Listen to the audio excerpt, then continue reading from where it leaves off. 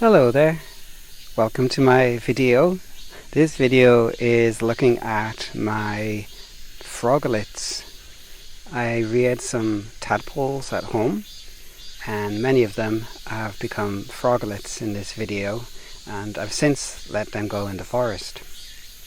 They are a Korean species of tree frog, and I found tadpoles living close by to a small plot of land near my home. This plot of land had a lot of frogs, not only frogs but other kinds of animals, including some lizards, spiders and all kinds of little critters and birds. It was only a small piece of land, but it was kind of originally, maybe it was a rice field, then it became a vegetable plot, and then it was just overgrown until it was designated to be a development site. And once a construction fence went up, well, it meant that kind of disaster for the rainwater outside of the fence, because the puddles, they would not last long enough, and in 2 years 6 times the puddles all disappeared, soaking into the ground or evaporating, and tadpoles were stranded.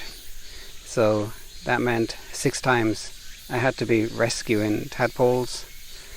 There were so many tadpoles that it was impossible to keep all of them in my home with limited space and only a number of tanks. So what I did is I found other places where they might be okay and the water would last. And the rest I was able to take home and rear at home. And actually it went really well, mostly.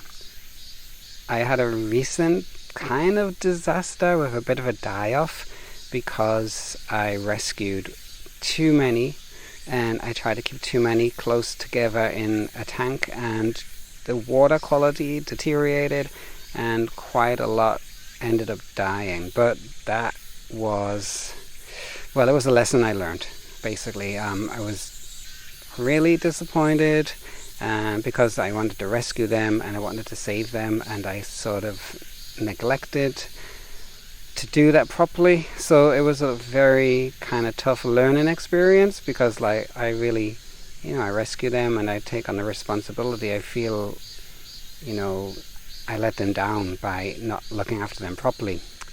But on a positive note, I know that next year that I won't make the same mistake. So yeah, it was unfortunate, but next time will be better. But for these ones here in this video, well, as you can see, they are thriving.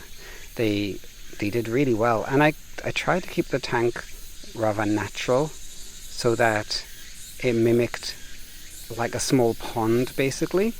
I didn't change the water so much. I tried to keep it natural. I had aerators in one corner, or an air stone aerator, whatever you want to call it. I kept one of those in to help circulate oxygen. I put some stones from outside, and I bought some pebbles on the internet, so to like cover the bottom with some sand as well. And sometimes, I forgot, I put lots of like leaves from the ground at the same place where the puddles were and the tadpoles were. So I collected some of the leaves, and I also collected rainwater. So I didn't just start with clean dechlorinated water. I actually preferred to use the tadpoles' original puddle water to start. So, and then I sort of like occasionally would change a bit of the water, taking some out and then adding some dechlorinated water, or I would be collecting the water from the puddles. The trouble was, when I was collecting water from outside, I was also introducing some predators into the tank. So occasionally I did find some dragonfly nymphs in the water, so I had to sort of catch those and release them into a safe spot, because I wanted these little froglets to have the best chance to go out to the forest in the wild.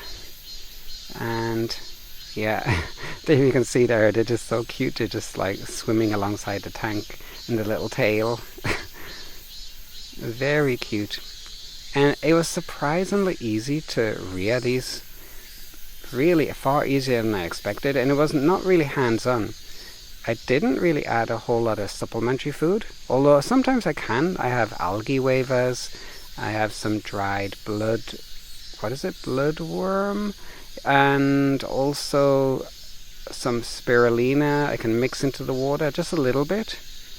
And there was something else. Did I mention fish flakes? I can't remember. Anyway, yeah, some broken up, crumbled fish flakes too.